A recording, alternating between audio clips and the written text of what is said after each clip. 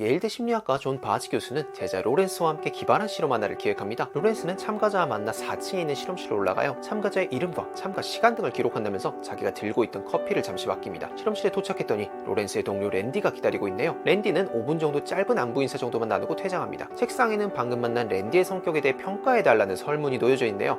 설문을 마치니까 로렌스가 돌아와서 묻습니다. 랜디를 팀 프로젝트 리더로 고용하려고 하는데 당신 생각은 어때요? 네, 좋으신 분 같은데? 네, 좋을 것 같아요. 네, 뭐 안 될 게 있나요? 이번에는 딱 한 가지를 바꿔서 실험을 반복합니다. 바로 커피의 온도입니다. 이번엔 참가자들에게 아이스 아메리카노를 맡깁니다. 리더로는 잘 모르겠네요. 잠깐 만나본 걸로만 판단하면 아니요. 제 느낌으로는 아닌 것 같아요. 자료 영상에서는 자세히 나오지 않지만 참가자들이 작성한 설문은 랜디의 성격에 대해 따뜻할수록 7점, 차가울수록 1점을 주도록 했습니다. 실험 결과는 어땠을까요? 따뜻한 커피를 맡은 사람들은 랜디를 7점 만점에 평균 4.7점 정도로 따뜻하다고 평가했습니다. 반면 차가운 커피를 맡은 사람들은 평균 4.1점 정도였네요. 연구진은 따뜻한 온도가 랜디를 좋은 사람이라고 평가하게끔 무의식적으로 영향을 미쳤다고 설명합니다.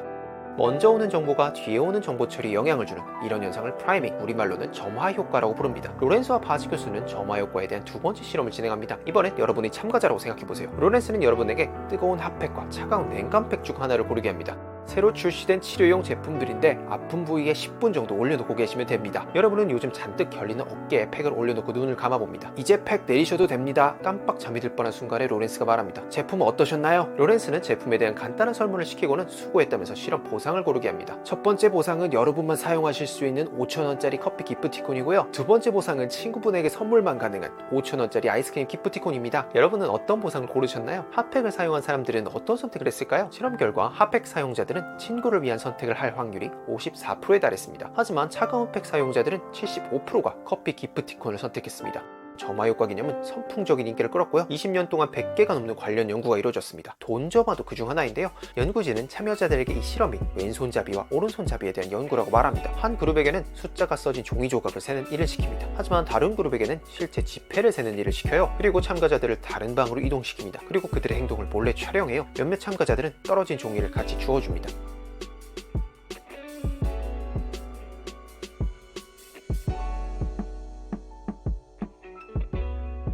이번에는 사람들의 손을 얼음물에 담그고는 참을 수 있을 만큼만 버텨보라고 합니다.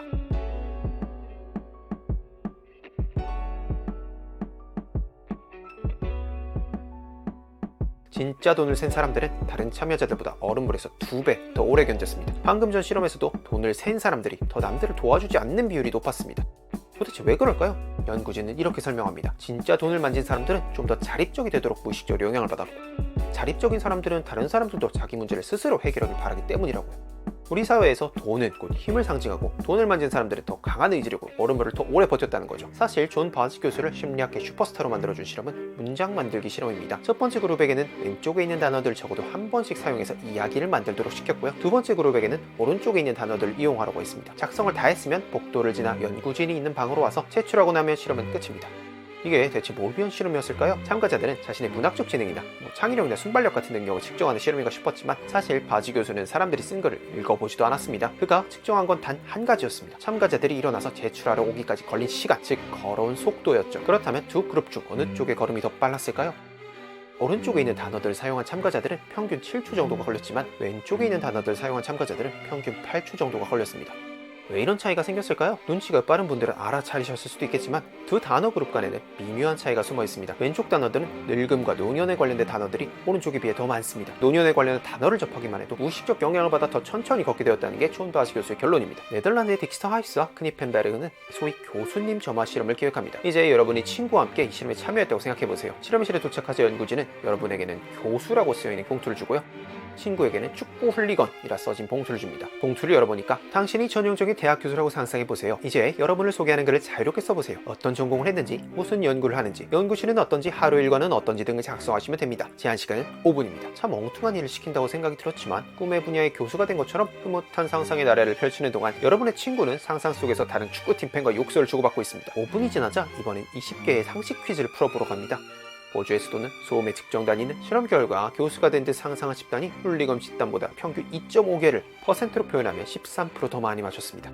따뜻한 커피 실험, 돈 실험, 문장 만들기 실험, 점화 효과와 관련된 연구는 21세기 가장 핫한 심리학 주제가 되었고요. 실험 결과들이 교과서에도 실렸습니다. 하지만 최근 들어 이런 실험들이 진위 여부에 대한 의심이 커지고 있습니다. 심리학 실험은 재현성이 매우 중요합니다. 재현성이라는 건 한마디로 다른 연구자들도 똑같은 실험을 했을 때 같은 결과가 나오는지 여부입니다. 방금 말씀드린 훌리건 실험의 연구진은 이번에는 5,500명이라는 대규모의 인원을 상대로 같은 실험을 재현해봅니다. 원래 실험에서 교수 역할을 맡으면 훌리건보다 13% 더 잘 맞췄죠. 하지만 재현 실험 결과 100배 약한 0.014%의 효과밖에 없었습니다. 문장 만들기 실험의 경우 꽤나 시끄러운 일이 벌어졌는데요. 캠브리지대 스테판 도현 교수는 바지 교수의 실험에서 두 가지를 바꿨습니다. 정확한 데이터를 위해 참가자의 수를 2배 늘렸고요. 바지 교수가 스톱워치를 사용한 것과 달리 적외선 센서를 이용해 더욱 정밀하게 측정했습니다. 그 결과 바지 교수의 결과는 재현되지 않았습니다. 노년에 대한 단어를 바꿔나 안 바꿔 모두가 비슷한 속도로 걸었죠. 개인적으로 도현 교수의 연구 제목이 재밌었는데요.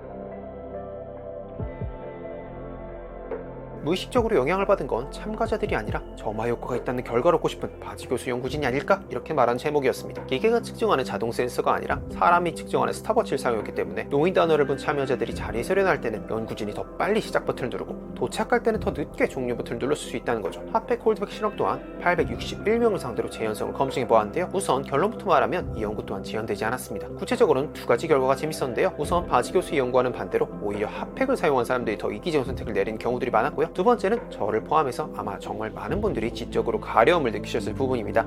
바로 외부 온도에 따라 선택이 달라지지 않을까? 입니다. 더울 때는 차가운 게 더 효과가 좋지 않을까?